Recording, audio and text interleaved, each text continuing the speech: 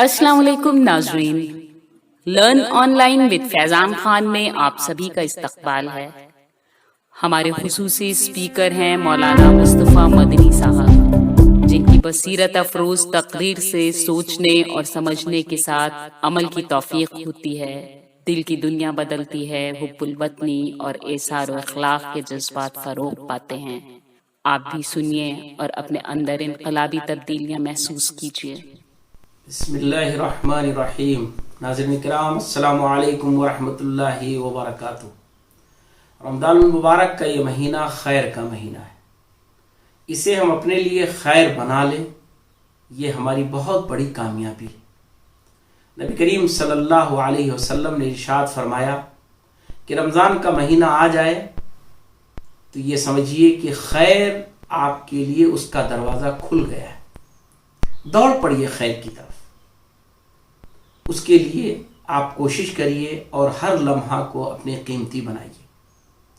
یقیناً رمضان مبارک میں بہت سارے کام ہوتے ہیں، بہت ساری ذمہ داریاں ہوتی ہیں، ہر انسان کی الگ الگ مصروفیت ہوتی ہے۔ اسی لیے اللہ سبحانہ وتعالی نے روزے کے علاوہ اور کسی عبادت کو ضروری نہیں قرار دیا۔ رمضان مبارک میں روزے فرض ہیں، ضروری ہیں، لیکن دیگر عبادتیں وہ ضروری نہیں ہیں، لیکن ان کا اجر، ان کا ثواب، ان کی اہمیت بہت بڑھ جاتی ہے۔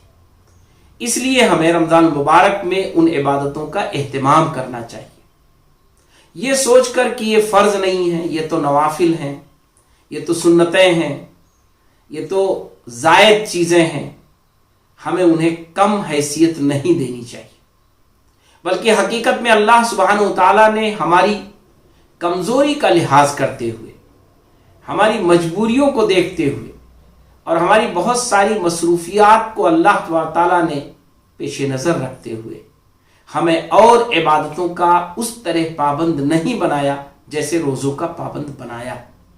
لیکن رمضان مبارک کے لیے اللہ سبحانہ وتعالیٰ نے جو عظیم تحفہ رکھا وہ یہ کہ اس میں ہم جتنی بھی نفل عبادتیں کر لیں وہ ہمارے لیے خیر کا ذریعہ ہے۔ ایک عمومی گفتگو جو ہمارے اور آپ کے سامنے آتی رہتی ہے کہ نفل کا اجر فرض کے برابر ہوتا ہے، اور فرض کا جو اجر ہوتا ہے وہ کئی گنا بڑھ جاتا ہے۔ اس کو آپ اس طرح بھی ذہن میں رکھیں اور اس طرح بھی رکھیں کہ رمضان مبارک میں جو بھی آپ نفلی کام کریں گے ان کا اجر بہت زیادہ ہوگا، کیونکہ آپ نے روزوں میں اس کی مشقت میں اپنے آپ کو ڈالا، روزے رکھے اور اس کے ساتھ آپ نے قرآن مجید کی تلاوت کی، قرآن مجید پر غور و فکر کیا، قرآن مجید کی کچھ صورتوں کو پڑھا آپ نے، قرآن مجید کی کچھ صورتوں کو سنا آپ نے۔ یہ میں اس لیے کہہ رہا ہوں کہ موجودہ زمانے میں قرآن مجید کو سننا بھی ایک بڑا کام ہے، اس لیے کہ سننے کے وسائل موجود ہیں، ٹرانسلیشن کے ساتھ بھی قرآن موجود ہے، تفسیر کے ساتھ بھی موجود ہے، آپ پڑھ بھی سکتے ہیں، سن بھی سکتے ہیں۔ آپ کم از کم اہتمام کریں کہ روزانہ ایک آدھ گھنٹے آپ قرآن مجید کی تلاوت کریں گے اور قرآن مجید کو سنیں گے بھی۔ یقین جانیے اس کا اثر آپ کے ذہن و دماغ پر پڑے گا، آپ کے جسم پر پڑے گا۔ روزے کی حالت میں رہ کر آپ کا جسم جس طرح منور ہو جاتا ہے، اس کے اندر اللہ کا نور آ جاتا ہے، یہ نورانی کیفیت جو آپ کی ہوتی ہے، یقین جانیے کہ اگر اس کو نفلی عبادات کے ذریعے آپ مزین کر لیں گے، خوبصورت بنا لیں گے، تو آپ کے یہ روزے، آپ کا رمضان مبارک کا یہ مہینہ وہ بڑا ہی قیمتی بن جائے گا۔ رمضان مبارک کو مفید سے مفید تر بنانے کی کوشش کریں، اور اس کے لیے سب سے آسان طریقہ ہے کہ نفلی عبادات کا اہتمام کریں۔ نفلی عبادات کیا کیا ہیں انہیں ہم ذہن میں رکھیں۔ نمبر 1، قرآن مجید جس کا تعلق رمضان مبارک سے ہے اسے ہم صرف تراویح تک محدود نہ کریں۔ یقیناً ہم تراویح پڑھتے ہیں، قیام اللیل کرتے ہیں، رات میں ہم عبادات قرآن مجید کو عبادت کے طور پر نماز میں سنتے ہیں، یہ بڑا اجر کا کام ہے۔ نبی کریم صلی اللہ علیہ وسلم نے ارشاد فرمایا، من قام رمضان ایمانا واحتسابا غفر له ما تقدم من ذنبه، کہ جس شخص نے قیام کیا رمضان میں सवाब की नीयत से मुखलिस होकर, दिखावे के लिए नहीं बल्कि अल्लाह से अज्र पाने के लिए, और उसने क़याम किया तो अल्लाह तबारक ताला उसके गुनाहों को माफ कर देगा। यकीनन क़याम बहुत बड़ा अमल है, तरावीह एक बहुत बड़ा काम है, लेकिन तरावीह में कुरान मजीद को सुनना यह असल मकसूद नहीं रह जाता है। आम तौर पर रकअतें, रुकू और सजदा और क़याम, ये सारी चीजें बुनियाद बन जाती हैं। कुरान मजीद की तिलावत कुछ अइम्मे किराम बहुत अच्छा करते हैं, जिन्हें वाक़तन सुनने का दिल भी चाहता है, और हम सुनते भी हैं, गौर से सुनते हैं और सुनने में लुत्फ भी मिलता है। लेकिन बहुत सारे हुफ़ाज़े किराम कुरान मजीद को बड़ी स्पीड से पढ़ते हैं, ऐसे पढ़ते हैं कि गोया कुरान सुनाने के लिए नहीं बल्कि रकअतें मुकम्मल करने के लिए पढ़ रहे हैं। तो आप जरा सोचें कि कुरान को पढ़ने और सुनने का हक कहां अदा हुआ। इसके लिए आपको अलग से एहतिमाम करना पड़ेगा। आपको अपने तौर पर कुरान मजीद को पढ़ना होगा या सुनना होगा। कुरान अगर कुछ भी ना रमजान में हम सुन सके तो ये हमारी कितनी बड़ी महरूमी होगी। यकीन जानिए कि जिक्र में सबसे अहम जिक्र कुरान मजीद की तिलावत है। दूसरे नंबर पर जिक्र अस्कार में, जिसे हम जिक्र अस्कार कहते हैं, तस्बीहात कहते हैं, अल्लाह तबारक ताला के नाम, उसके अस्मा की तस्बीहात, अल्लाहु अकबर, अस्तगफिरुल्लाह, ला इलाहा इल्लल्लाह, सुब्हानक अल्लाहुम्मा बिहम्दिका नस्तगफिरुका व नतूबु इलैक। ये इस तरह के अल्फाज, अल्हम्दुलिल्लाह, ये वो अल्फाज हैं जो बड़े ही मुख्तसर हैं, लेकिन ये बड़े अहम है जिक्र अस्कार में।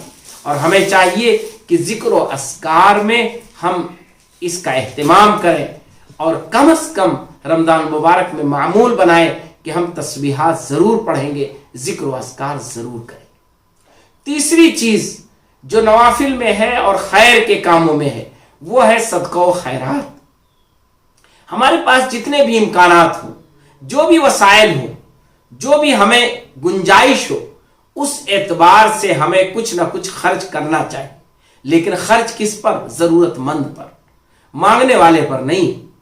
मांगने वाला यकीनन वो मांग रहा है इसलिए मुस्तहिक है कि उसे दे दिया जाए, लेकिन अगर आप किसी जरूरतमंद को ढूंढ कर देते हैं, किसी जरूरतमंद के लिए आप खर्च करते हैं, तो आप सही मानों में अपने उस मकसद को पूरा कर रहे हैं जिसकी वजह से सदकात की अहमियत है।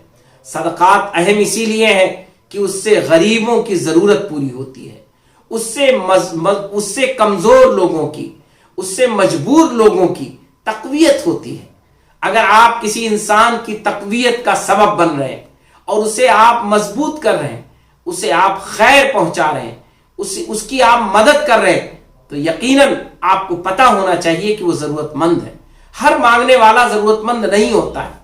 यकीनन मांगने वाला मांग रहा है, आप उसे कुछ दे दें, अगर आपको इत्मीनान नहीं है कि कैसे उसको हम वापस करें, तो यकीन जानिए कि आप दे करके अपने आप को बचा लेंगे, लेकिन आपने हक नहीं अदा किया।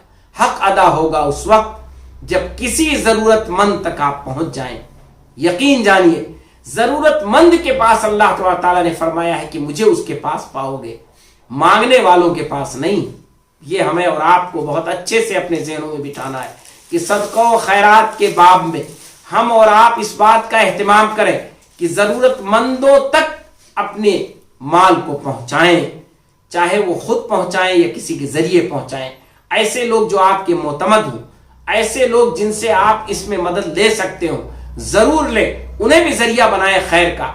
और आम लोग उन्हें चाहिए कि जरिया बने खैर का, सिफारसी बने, लेकिन सिफारसी ताल्लुकात की बुनियाद पर नहीं, जरूरत की बुनियाद पर। यकीनन आपका कोई पहचान का है, आपका पड़ोसी है, आपका सनाशा है और वो जरूरतमंद है तो आप उसके लिए सिफारिश करें। लेकिन अगर वो जरूरतमंद नहीं है और वो आपसे कह रहा है सिफारिश के लिए, तो आप ना करें, आप अपने आप को बचाएं।